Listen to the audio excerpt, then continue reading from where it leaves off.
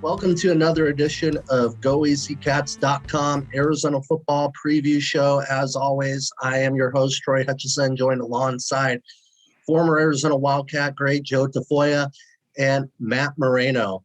So, guys, I know it's been a while, but we'll talk a little bit about 2 weeks ago. Arizona goes on the road, loses a 44-19 game, but it felt closer than that. I mean, Arizona played a pretty good football game until the fourth quarter.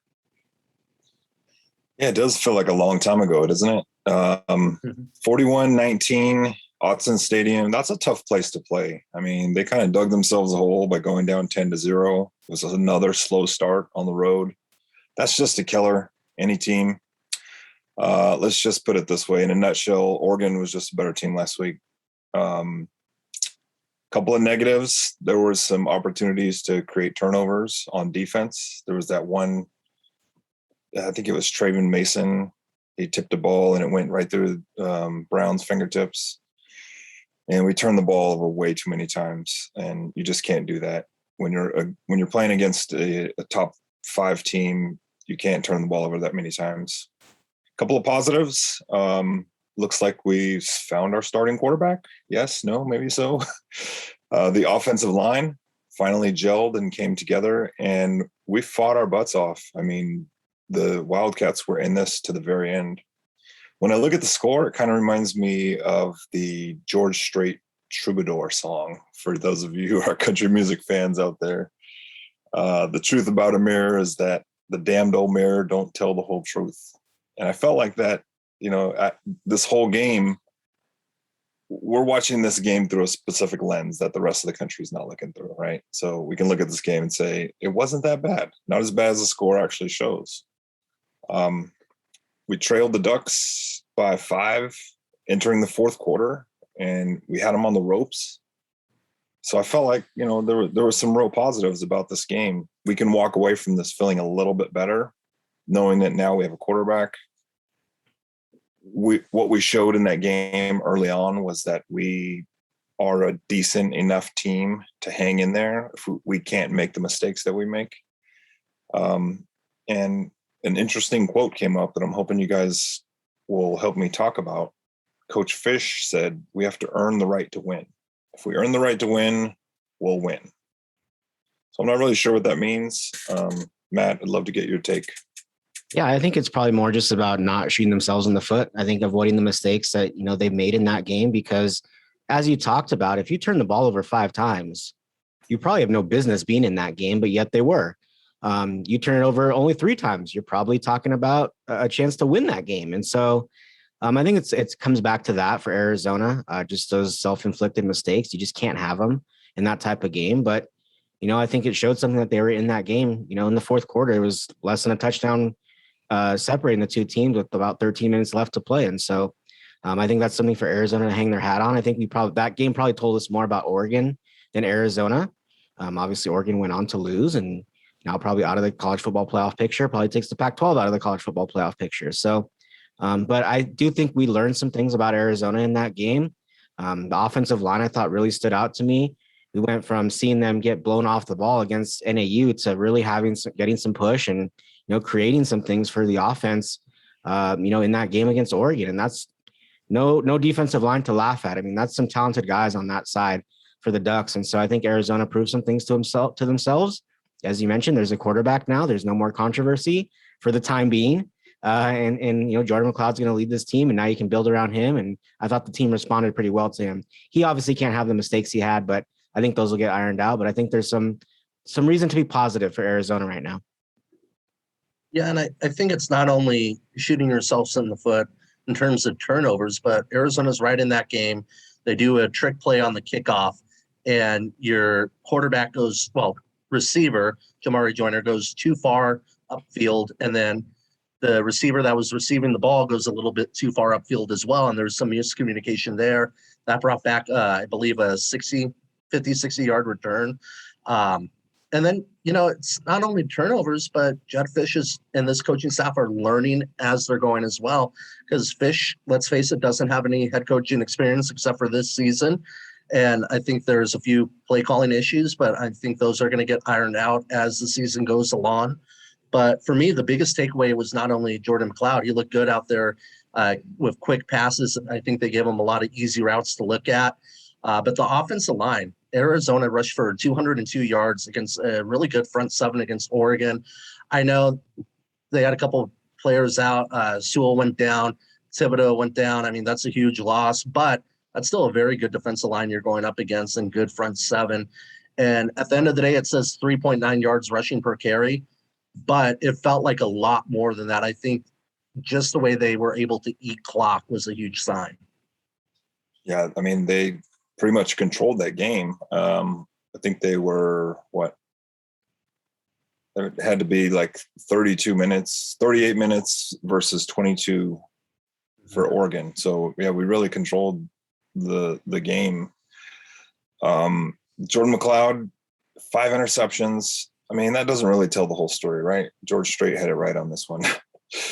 But the 2 in the red zone, and then he gave the ball to Oregon deep in Arizona's territory. And then the last one obviously was a return for a touchdown that made the score what it was.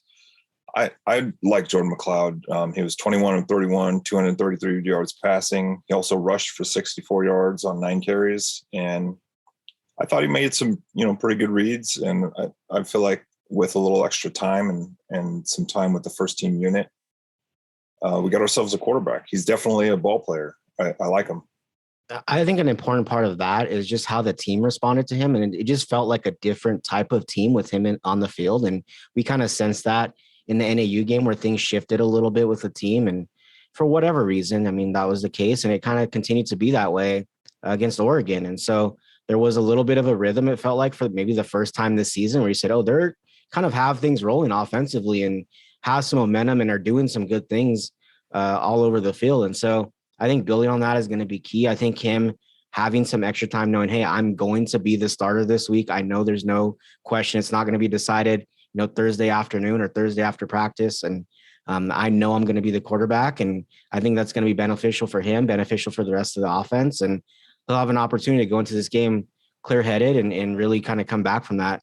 Interesting. It was an interesting kind of thing to see him throw those interceptions. He was really beating himself up. You could visibly see him getting upset. And I think that's something that's going to have to dissipate over the course of this season, because you don't want him hanging his head. You don't want him beating himself up if he throws an interception or has a miscue. You want him to be your true leader. And so I think it's going to be important for him to really kind of stay even keeled and keep his head in the right place. And I think that's been a big focus over the course of the bye week and since he played that game. But I think I like the direction of how things are going. And, it starts with that quarterback.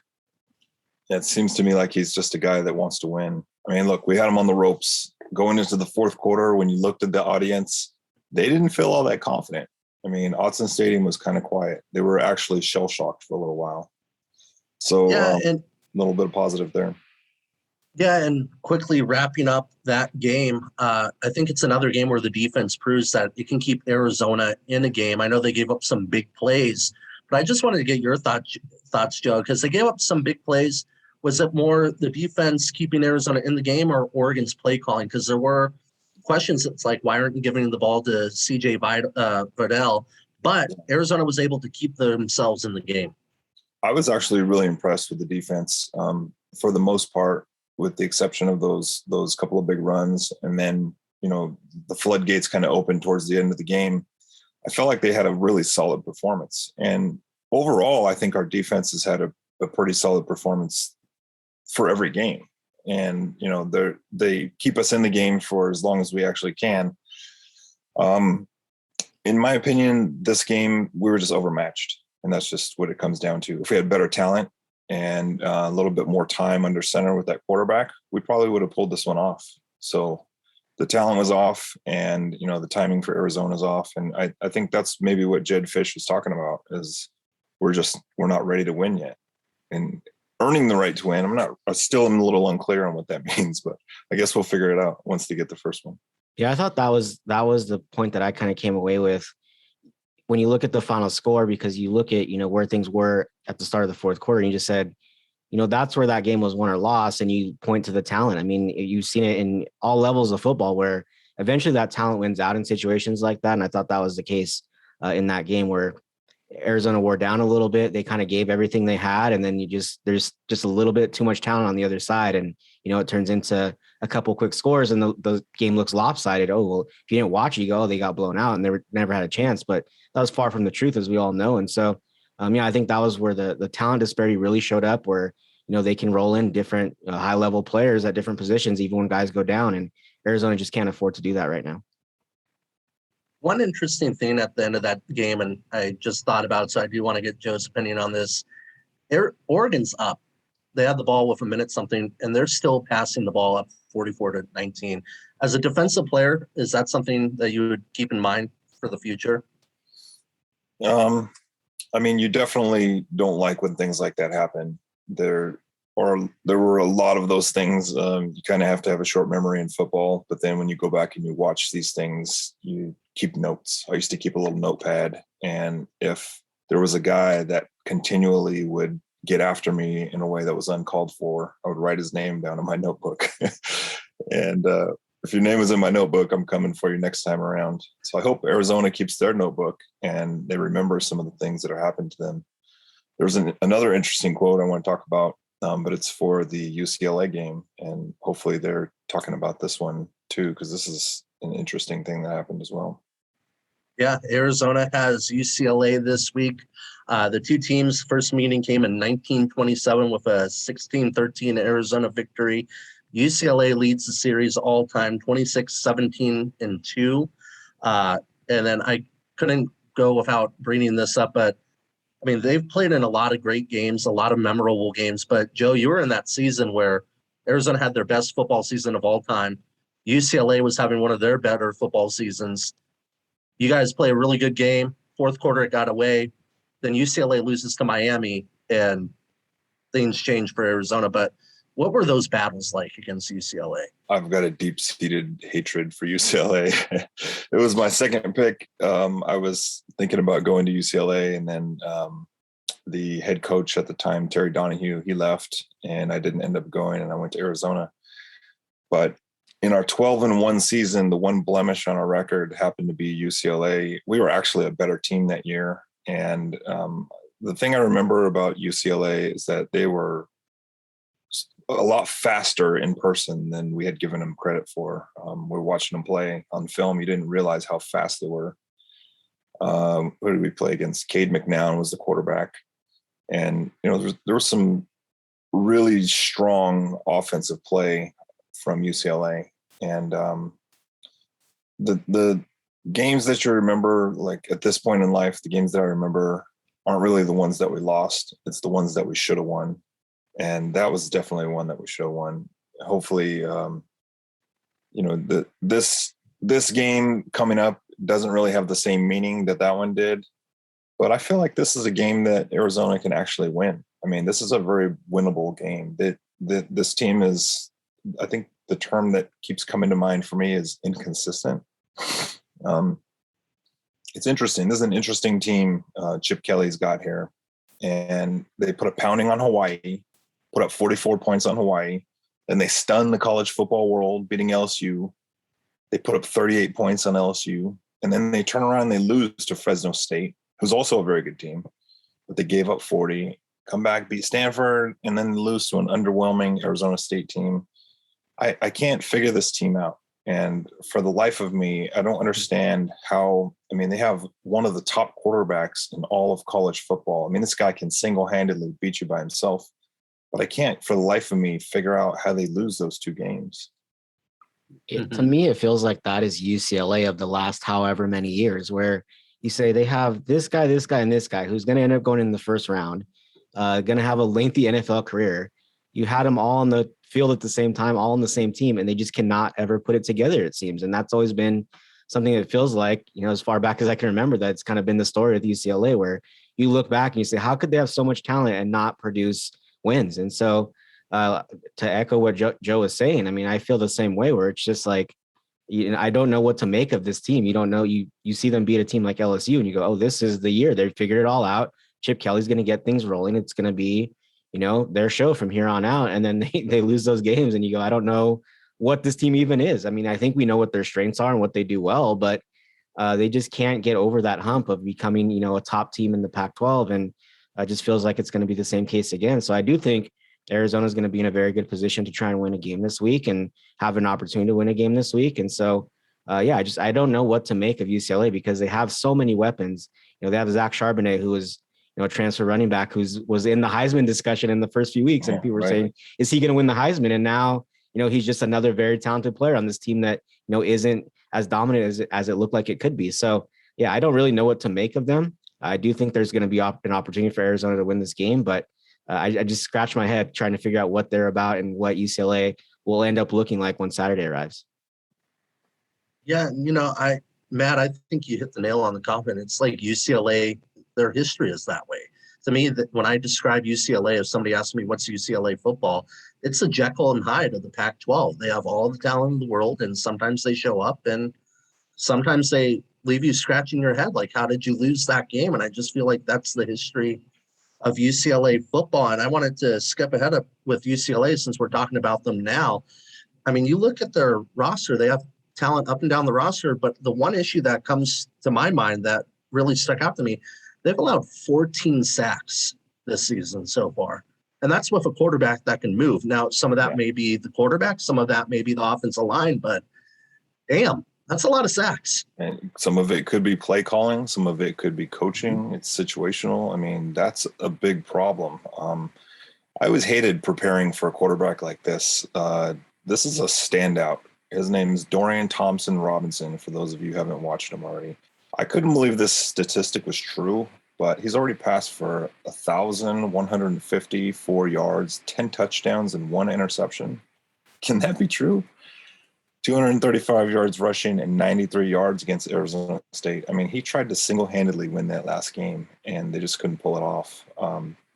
Now, on the flip side, Chip Kelly coach teams are always very inconsistent. They're high and low. They're hot and cold. They're 89 yards in penalties last week.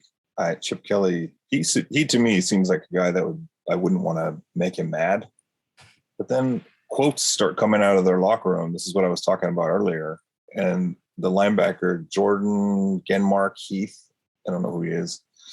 I'm confident we're going to go out. This is a quote. I'm confident we're going to go out and beat Arizona. Now, if I were to say something like this, even as the captain of the team, starting defensive end, standout player, Coach Tomey would have sat me on the bench. This is locker room type material. And so in Joe's notebook of guys who I'm coming after, this to me seems like something you just don't say. And Chip Kelly's letting it happen underneath his, I don't know what's going on over there. Just like you said, Matt, we can't figure this team out. But that's the type of thing that Arizona should be focused on, is finding even if it's the little things, just like if you ever watched the Michael Jordan, The Last Dance, that's a really good show. And it gets you inside the mentality of a winner, somebody who finds little things to focus on and things that upset them enough that it's going to bring out their A game. I hope it does that this week. Well, Arizona's in the interesting position of nobody expects them to win any more games this season, and who knows when they're going to win games. They're not going to be favored in these games. And so it's almost better to be in that position in this instance, because UCLA, you're saying we can't lose to Arizona. All the pressure's on UCLA. You just lost to ASU. Everyone was just talking about you a few weeks ago. You can't then be the team that, surrenders the first win to a team that's lost 16 straight. So it's an interesting position for UCLA to be in.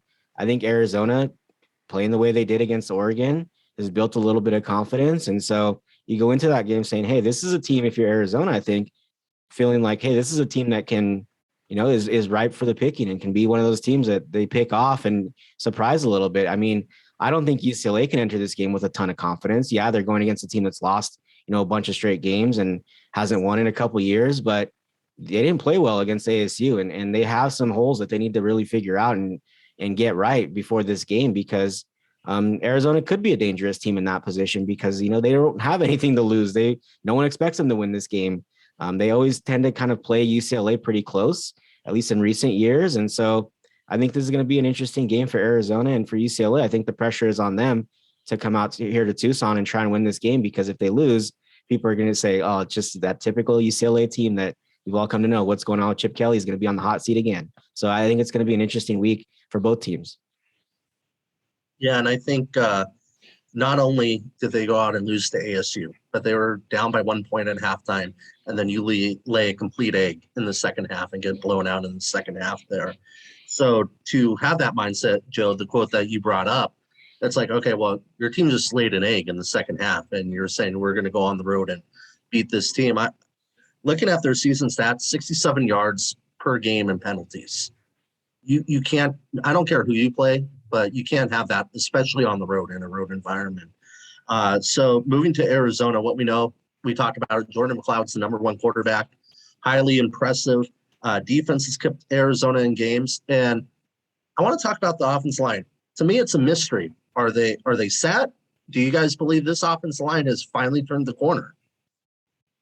I mean, it might have something to do with having a quarterback under center that knows what he's doing. And, somebody that is game ready, game capable, somebody who's a little mobile. He can make things happen, make a guy miss. And it's surprising what that type of thing does for confidence. It was also nice to see our running game pick up a little bit too.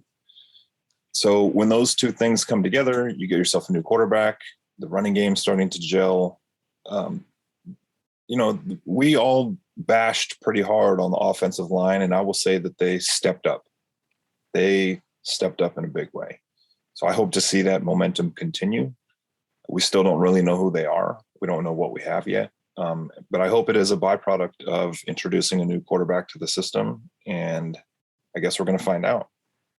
Yeah, I'd agree. I think it's those two things. I think it's having some continuity at the quarterback position, having someone who's been there. I don't want to say that Arizona was rudderless with the other two guys, but those guys are trying to figure out things themselves and trying to figure out what they can do well. And for Gunnar Cruz, it was his first two starts, and Will Plummer was only his second and third starts. And those guys are still trying to feel things out themselves as starting quarterbacks, where Jordan McCloud has that experience. He kind of knows what a work week looks like going into a game and has that understanding, I think, on his side. So I think in that sense, it calms everybody down and says, oh, that the offensive line can go, oh, this guy's done it before. We understand that. We know, what it's going to be like coming in with him, knowing that he's had that experience on his side. And then I also think just the dedication to the run. I think that gave them, the coaching staff talked about it this week, just gave them some balance. And that offensive line, their job is easy when it comes to the running game. Just get some push and open some holes. And it's kind of a simple plan to kind of just get things going, get them settled in. I think the more they're able to establish that run, it helps things with, the pass game and the protection and keeping the quarterback upright. I think having a mobile quarterback who can get out of the pocket a little bit maybe saves you in some of those instances, and he can get out and make plays with his feet, avoid some of those sacks that maybe happen with a guy who's maybe less mobile in the backfield. And so I think all those things kind of played into it, but I really do think there's something to be said for having that dedication to the running game and allowing them to kind of just get going and get some momentum, get some forward momentum going against a team like Oregon, and just in general to help them settle in and kind of get a feel for things and, let the offense breathe a little bit more than we've seen it, in the other weeks. Also, as a defensive guy, when your linebacker steps in, the quarterback of the defense, and he's oozing confidence, and he's the type of guy that you'd follow into battle. When he calls the play, you run the play. You don't freestyle. You don't do your own thing. So having a guy that's been there, done that, who's battle tested, maybe stepping in with a little more confidence, those type of things. It's the intangible things, the little things that we as fans don't really get to see. It's a respect. Once they start forming that respect for him, and once they come together under his command, it's going to probably be a whole different offense. I'm just saying, like, those are the type of things that change offenses. And maybe that's what we saw last week. I don't know. I wasn't in there, but I have a feeling that we're going to see a little bit more of it this week. Yeah, I think one of the things I think one of the things also with him is it kind of proves what we kind of suspected, was that he just needed more time. He needed some more time to learn how to, run the offense, because he came in and he wasn't weeks behind. He was months behind the other guys in that quarterback room. And so, kudos to him for really closing that gap and managing to really pick things up in a couple weeks. And, after camp ended, he didn't seem very discouraged by not winning the job and just kind of went to work and continued to work. And I think that helped him. And obviously he was able to get settled in and, find his rhythm. And I think that's beneficial for Arizona that he was able to kind of, get dialed in that quickly, because a lot of other guys might not have had that kind of success. They might have hung their head a little bit and, that was the end of it. And you never saw anything from him, didn't make any progress. But, he came in behind and was able to make up that gap. And, now Arizona has their quarterback and those other guys can continue to develop some more. But I think it's positive for Arizona to have some direction at that position just because it is so crucial. And how much did this bye week? I know we all love covering games, talking football and just being around this sport, but how much did this bye week help Arizona? Is it maybe the best bye week Arizona's had in a long time? I mean, I think so. Without a doubt, it's going to benefit Jordan McCloud and the relationship that he's building with Coach Fish. Look, Coach Fish, under his tutelage, has had maybe the greatest ever at quarterback. And you give him a little extra time with a guy like Jordan McCloud, who's, it's funny that we're talking about him like, he threw 5 interceptions. But we're excited about him as fans because, listen, we haven't had a quarterback. It's been a long time since we've had a quarterback. Even this year, we still didn't have a quarterback. Give Coach Fish a little extra time with him. The bye week did that. It's given us a little time to heal up, shake the dust off. We're in a 16-game losing streak right now. There's only one way to go from here. So I think this is probably, the bye week definitely helps. It does not hurt. Oddly enough, I'm not as concerned about him throwing 5 interceptions as I probably would be if he threw 1 or 2. I think 5 is just such a strange occurrence. You're never going to see that again, I don't think. Maybe knock on wood about that one. But but I think it's one of those instances where it's just so strange. You just don't see it. I mean, he was I believe one away from setting the Arizona record. You just don't see that very often. So I think that's one of those things where you just get it out of your system. You know what you need to work on. Obviously didn't take them out of the game till the very, very end. And so I think you can build on that and you just hope that, hey, maybe he's going to throw an interception here or there. But, I don't know that you'll see that again where he throws 5 interceptions. And I think you have to look at the other elements of the game where you said the offense just simply looked better with him, running the show. And so I think that's, at least from our perspective, kind of what we're noticing. But I'm just glad. I don't know if the bye week was good for us in the media. There was so many different non-stories that became stories, whether it was walk-on tryouts or, Tommy Lloyd hates Jed Fish, apparently. Chip Kelly calling Jed Fish a liar, apparently, today. We have all these different things that are going on. And it's just like, we need some stories. We need some football. I mean, it was just, you have wearing blue jerseys during, a whiteout became a story. I mean, there's just all these things. Without football, we had to come up with stories, I guess. I don't know. There's so many non-stories that I was like, oh, that's a thing. I wasn't really paying Super Bowl attention to week it. was like that, man. When it comes to Super Bowl week, anything becomes a story. I'm telling you. But this is definitely not Super Bowl week. There's a lot, there is a lot riding on this game, but not as much as you would think. Like I think Jed Fish is getting a pass for the entire year. No matter what happens, he's going to get a pass. Jordan McCloud, hey, they must like him. They must like something they saw because obviously what did they say? He's going to be the starting quarterback for the rest of the season. I like some of the things that I saw. I did not like 5 interceptions. I feel like we're in that game up until the very end. But let's move on and let's get to the next one and forget what happened to us last week. It is interesting that the last time Arizona won a home game in 2019 was against UCLA.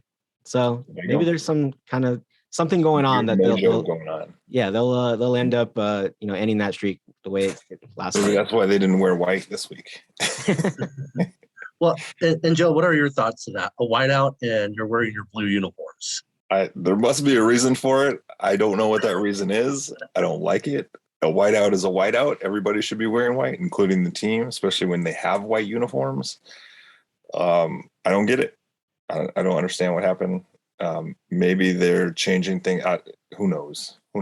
I used to wear the same pair of socks if I played well. So maybe it's superstition. Well, I was wondering if it was an East Coast thing because Penn State does the same thing for their whiteouts. I don't know, maybe. Well, if they end up winning and beating UCLA wearing the blue, they might never go back to the white again. So we'll see. It's only crazy until it doesn't work. Exactly. I mean, ask Jason Terry. Guy didn't change his socks and they won the national title. So that's everybody has Wear their a foil hat for this one, superstitions. then. So keys to the game for Arizona, I think protect the football. After 5 interceptions, that's going to be out there. You just can't do that. Try to keep it within. Well, try to have no turnovers. I think that's the key there. Time of possession. If Arizona's able to do what they did against Oregon in terms of eating the clock and owning the game in the battle of time possession, I think that's going to spell good things for Arizona. And then create chaos. Joe, you mentioned it. This UCLA team does not turn the football over. 4 turnovers, I believe, all season. 3 of those are fumbles. See if you can create some havoc and force some turnovers. You started to see that against NAU. They started to turn the football over. Oregon, they had some opportunities that they couldn't capitalize on, but this defense keeps on keeping the team in the game. So try to create some turnovers there. But let's get to key players to watch. Who do you guys got? Just rewinding real quick on the keys to the game. I feel like Arizona, those second and third downs where they have an opportunity to get maybe 3, maybe 5 yards and make it a little more manageable going into third and fourth. I feel like that's been a big problem this year. And if we can, make those downs a little bit more manageable, for the short yardage, third down is a lot more doable for a sturdy quarterback than it is when it's, third and long. So I'll just say that. This week, obviously, Jordan McCloud is going to be in the spotlight. Everyone's watching. Everyone's going to be paying close attention to him. I'm going to flip the script a little bit, and I want us to pay attention to the quarterback, Dorian Thompson-Robinson, for UCLA. Pay attention to this guy. I always hated practice when it came to playing a dual threat quarterback because practices were just extra. There was like a lot of extra focus. You had to watch extra film, make sure you're extra reading your keys. Just it changes the game when you have a guy that can take off out of the pocket the way that he can, and a guy who is just a serious dual threat quarterback. He's got a great arm. I don't want to say too many things. I'm not gushing over the guy. I'm just saying he's one of these guys that you have to pay close attention to. So watch him on one side of the ball. Another guy who is flying under the radar during all of this extra time that we have is Stan Berryhill. And he had another 75-yard game. He's continually showing up. He reminds me of the Seahawks had a wide receiver named Doug Baldwin. Just a guy that was always under the radar, but would continually show up and make plays. So he's another guy to watch. Yeah, and going back, like Joe said, I think one of the things when we look at Arizona, I think eventually when they do get a win, whether that's this week or whenever it is, I think you're going to see this team and go, oh yeah, it makes sense. They didn't turn the ball over. They did this, this, and this. I don't think there's going to be any kind of secret sauce about why Arizona won a game. I don't think there's going to be a fluky play. I think it's going to be, they did what they were supposed to do to win that game. And so I think it's going to be very important to kind of see all those things going back to the point Troy was making about not having turnovers. I think it's going to be one of those games where you go, they played a clean game. They didn't have penalties. They didn't have turnovers. They ran the ball well. I think that's when they're eventually going to get their win. Maybe it's this weekend, but I think kind of to echo off some of those points, I think for me, Bryce Wolmel's a good place to start. He had his first touchdown of the season, against Oregon, got him going a little bit. I think he's going to be someone to continue to watch, and they get him more involved in the passing game, that tight end position. I think that's something they're going to continue to try and utilize. And I think we're going to continue to see those, sets where they have a couple tight ends out on the field. So I think that's going to be an important thing to watch as well. I think on the defensive side of the ball, Anthony Pandy, I think those linebackers are going to be very important this week. Obviously, I already mentioned Zach Charbonnet, their running back. They're going to try and run the ball. That's what they're going to try and, do with both Zach Charbonnet. DTR is going to be running it a lot. I'm sure Don Brown's not going to get a lot of sleep this week trying to figure out how he's going to stop that quarterback. I think he has the right tools and the right mindset and the experience to do so. But like Joe said, it's not going to be easy. It's not going to be an easy job to stop him. And so I think Anthony Pandy is going to be someone to watch. I feel like he plays well in games like this. And so I think he's going to be a key element for this game. And then just going back, I know it's an easy one, but Jordan McCloud, I think he deserves, to have a game where he doesn't throw 5 interceptions and we see what he's about. It feels like just hearing him talk this week, he kind of has settled in. There was a different kind of comfort level talking to him this week as opposed to when we talked to him early in camp, where he just seemed a little bit more settled in, a little bit more comfortable. He seems to really have gotten a lot from Jed Fish saying, hey, you're going to be our guy, especially throwing after throwing 5 interceptions. I think that really said, okay, I can settle in. I can make some mistakes. I don't have to be on edge. And I think that's going to be a good thing for Arizona, that he's, coming through and has some confidence and kind of hits the reset button after that game. Yeah, I think Jordan McCloud's the easiest one to talk about. I'll get him out of the way first. All of us have him. Looked good out there at times, was able to move the football.